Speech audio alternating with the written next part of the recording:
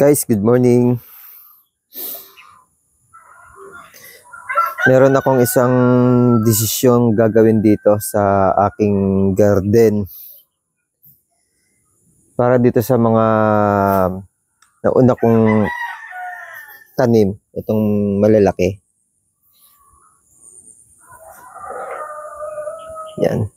Mahaba na yung arms niya. Yung cordon niya, mahaba na ito. Nagiging matured na siya, pinapalaki na natin siya, medyo malaki-laki na yan. Yan, palago siya. Isasakripisyo ko to, 3 puno ito na puro ganyan.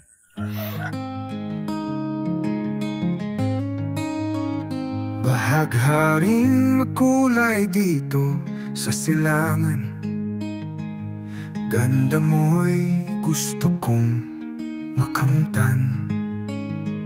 Kailan ka masasalat o makapitan? Pangarap ko ika'y aking mahagkan.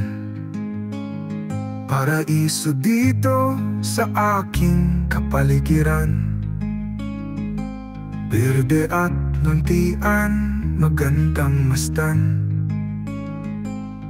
Pagbukat liwayway sa silangan, kanluran ng paglubog naman ng araw. Mula pagsilang, ikaw ang aking karamay. Ikaw rin ang kalaro sa maghapon tumaan. Hindi ako bumitiw sa hamon ng buhay. Sasakripisyo ko to kasi yung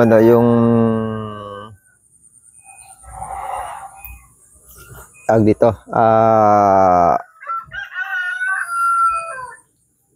uniform ng halamanan. Para sa uniform ng halamanan, ang aking ubasan tulad nito saka nito, nagsimula sa padalawang malaking line. Yan paakyat. Dapat dito magsisimula yan. Ngayon, di ba, yung mga video na ginawa ko dati, sinabi ko, hahayaan ko ng pabungahin, saka ko nala ang puputulin dito sa tapat na dito sa tapat nito para dito kakapit. Pero hindi siya uniform. Kapag naging matured na lahat at pabubungahin natin, walang magiging bunga dito sa baba kasi wala siyang nakalabag, nakabalag. Ganyan din yung tatlong main, tatlong nauna na tanim. Sasacrifice ko yan. Puputulin ko na, kakatingin ko na. Kahit na malago na ito, kakatingin ko na yan para maging uniform sila. Kasi lahat ito, yan yung mga bagong tanim natin.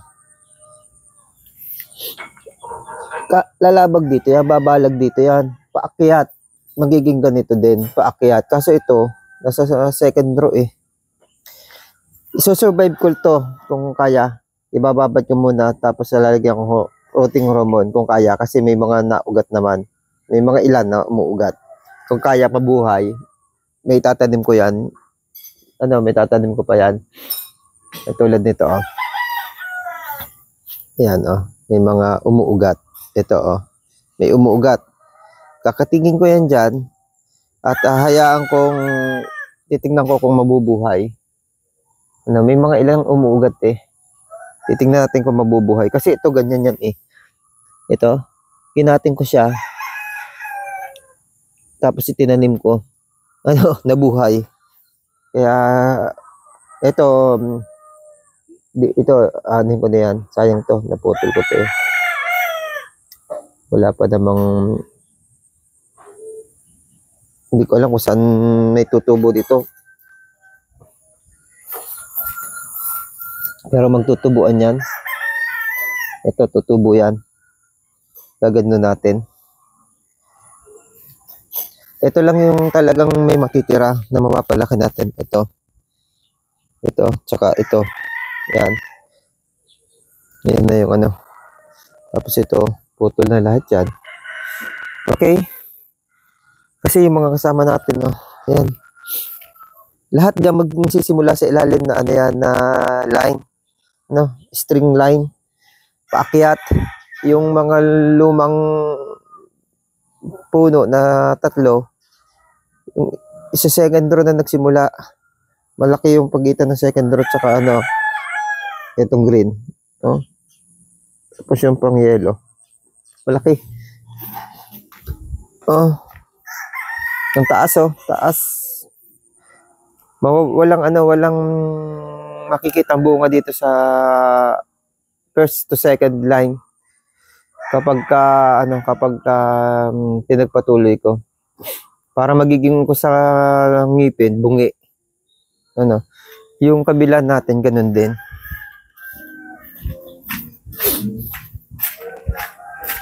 Ito nyo to, lumabag na, bumalag na yan, oh. First line pa lang, kumakapit na sila. Diyan magsisimula, diyan tayo maglalagay ng cordon, paakyat, hanggang sa third line. Dito, sa mataas, ito. Yan. Yung iba kasi wala pa eh. Hindi ko pa nabibilan, hindi pa naman umaabot eh, kaya okay lang.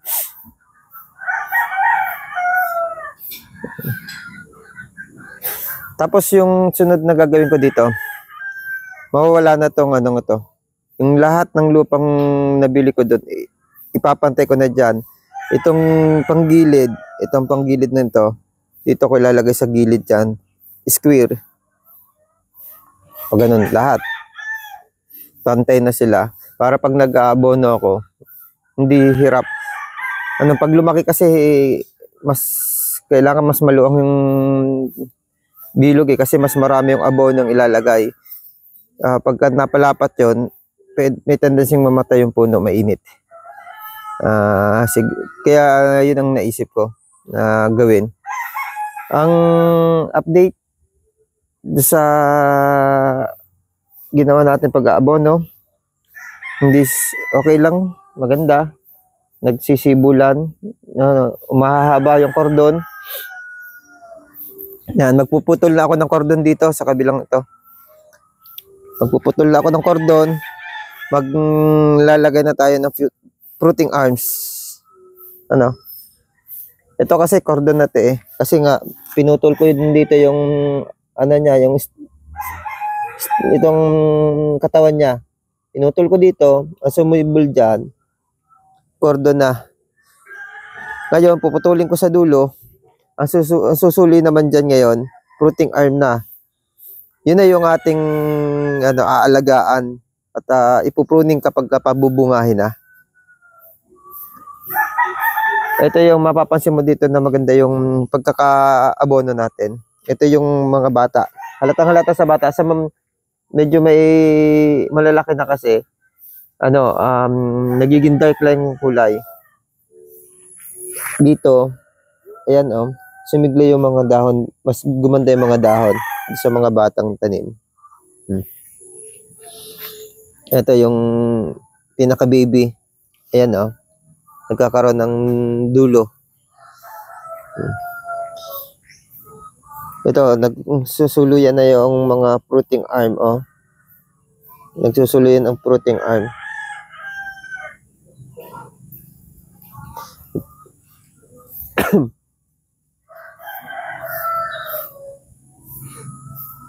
Tatam na natin ng isa dito.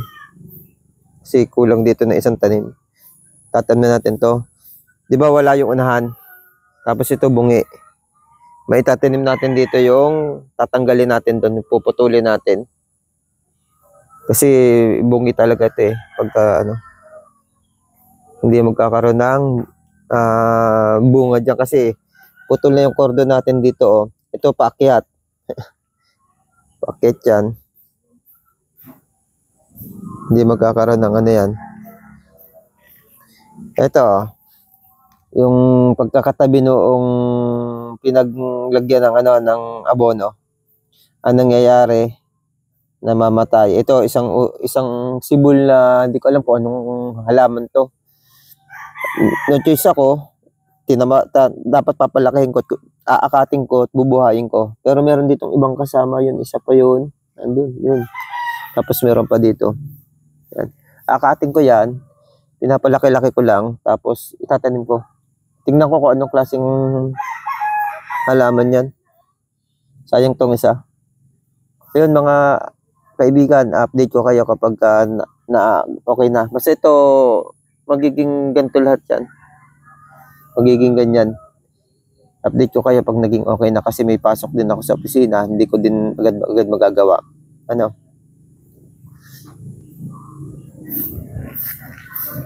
Update ko na lang kayo.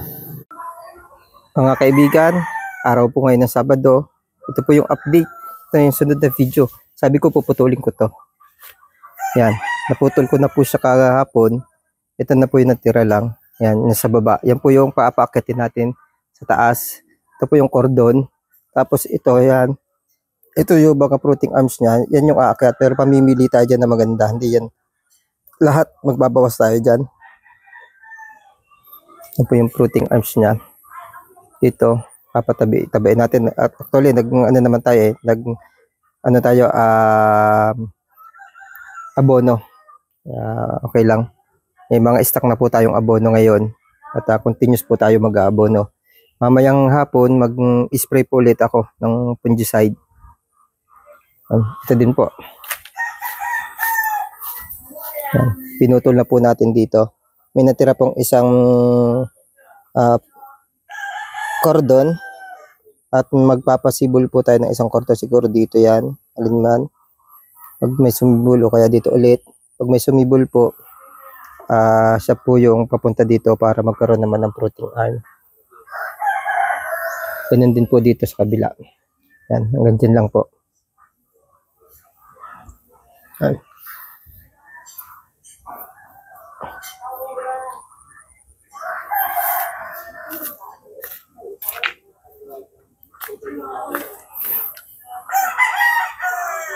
Tapos mga kaibigan, ito po sa baba, sa baba po ang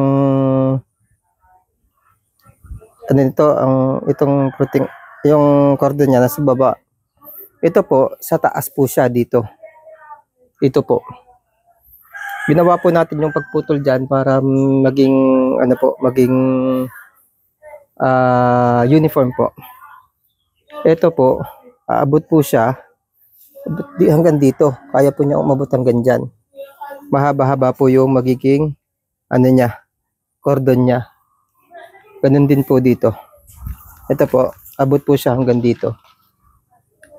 Hanggang dito po. Ito po, aakit po siya hanggang dito po. Hanggang dito. At dito naman siya, magkakaroon ng fruiting arm papunta naman dito sa taas. Para yung bunga, hindi po dikit-dikit yung bunga ng mga puno. Kasi yung puno natin medyo magkakadikit. Although ito, mas malaki po yung pagitan nito. Actually, pwede nga pag-aaralan ko pa rin po kung yun ang matutuloy. Ano po? Kasi pwede din naman ito hanggang dito eh. Pwede lahat sa baba manggagaling paakyat. Magiging lang, pinag-aaralan ko lang yung fruiting arm. Susukatin ko pa rin po yan. Pero ngayon po, ang aking plano, kasi yung plano ko sa unahan, mas malimit kasi yung puno doon. Ang plano ko doon, yung ganito na isa sa taas, isa sa baba, alternate siya. Ito sa baba, po, ito sa taas nga ito, tapos ito sa taas yun, ito sa baba, ito sa taas, ito sa baba, tapos ito sa baba, ito sa taas, ito sa baba, ito sa taas. Yan. Yan po yung procedure ng tanimang ito. Tapos ito po ay maghahakot pa ulit ako ng lupa.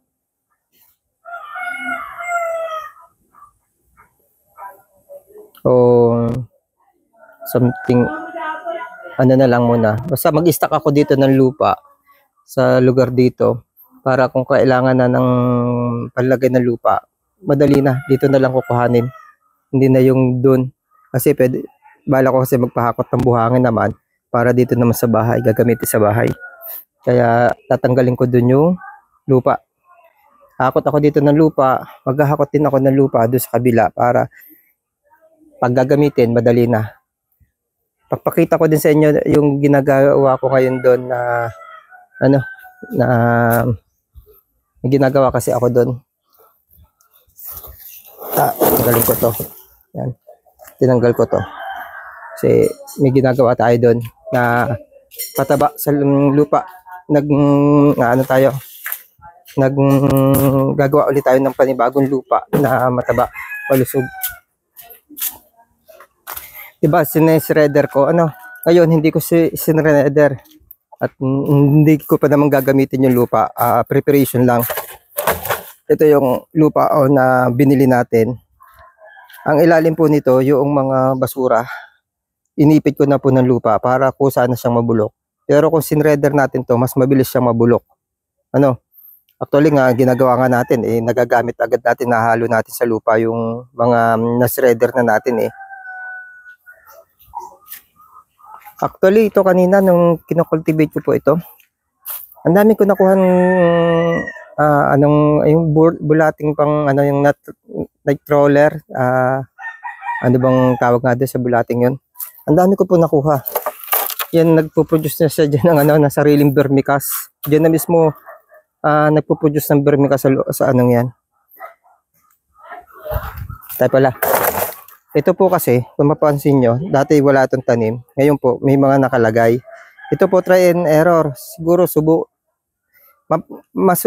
po ito, susubaybayan nyo itong mga punong ito. Ano po? Ito po yung mga pinutol natin doon. Yan. Yan po yung mga pinutol natin. Ngayon, pinagtatanggal ko po ang dahon. Yan.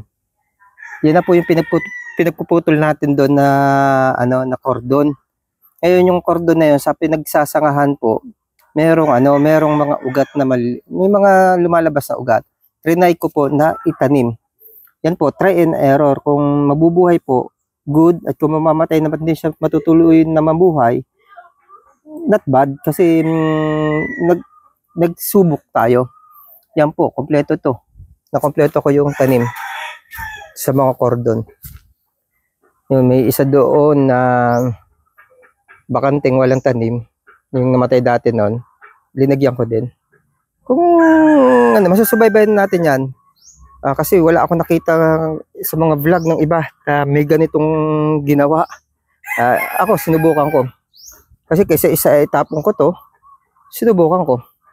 Pag nabuhay, actually wala naman talagang tanim ngayon at dahil ito yung dapat pagtatamna nung binili kong red cardinal na nasira sa shipment. Pagdating dito, bulok na, ay ewan ko.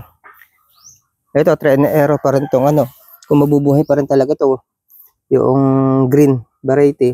Mahirap buhayin. Pero may makukuha na naman ako. Hindi pa lang siya pwedeng mag-cutting doon sa puno.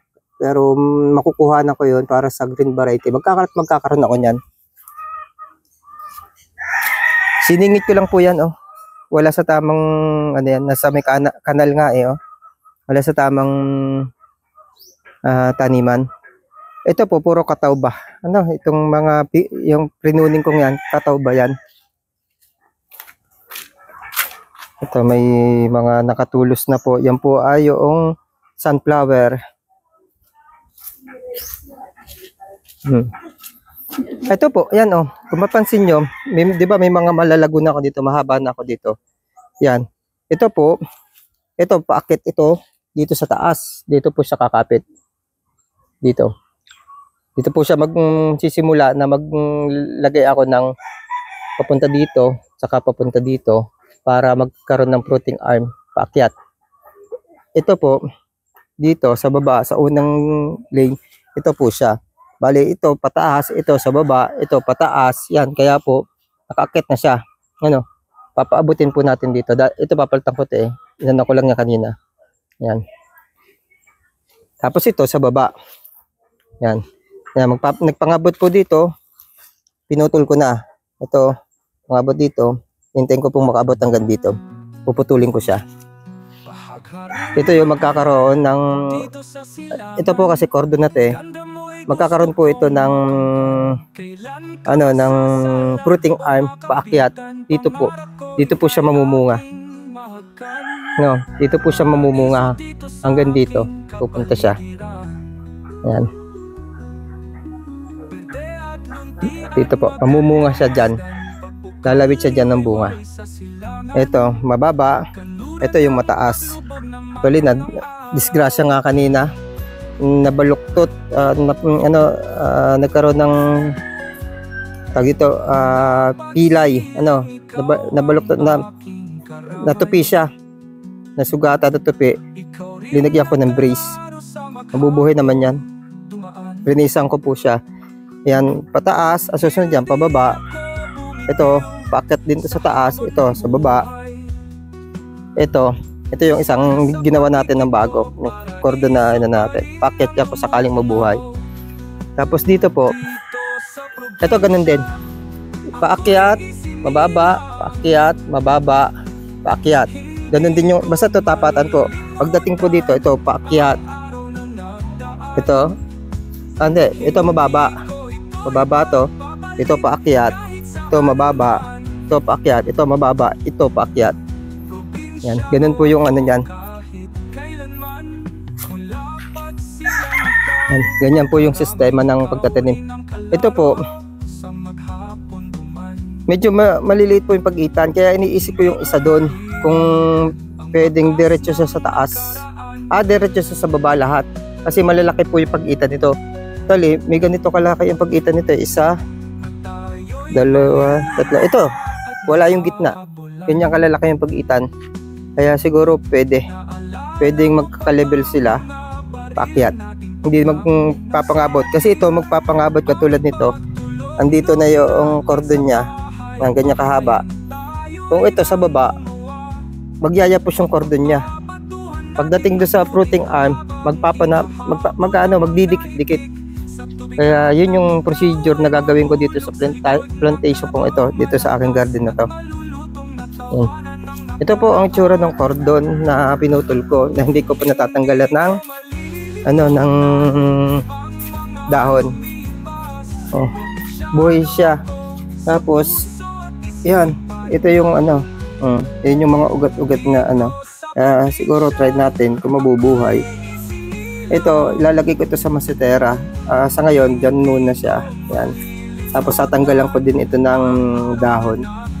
Kasi mas mahirapan naman kung may dahon kasi yung protein na limited ang pagsipsip ng protina dahil nga wala talaga siyang ugat.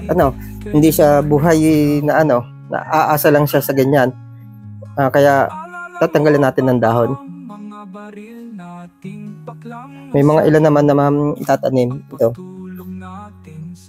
Yan, ito natin, may tatanim natin. Lalagyan natin sa masetera. Magpo-produce ako ng masetera para dyan. Yun lang po. Sana subaybayan yung mga video natin, lalong-lalo na po yung mga ating experiment kung mabubuhay ba siya. Subaybayan po natin. Bye.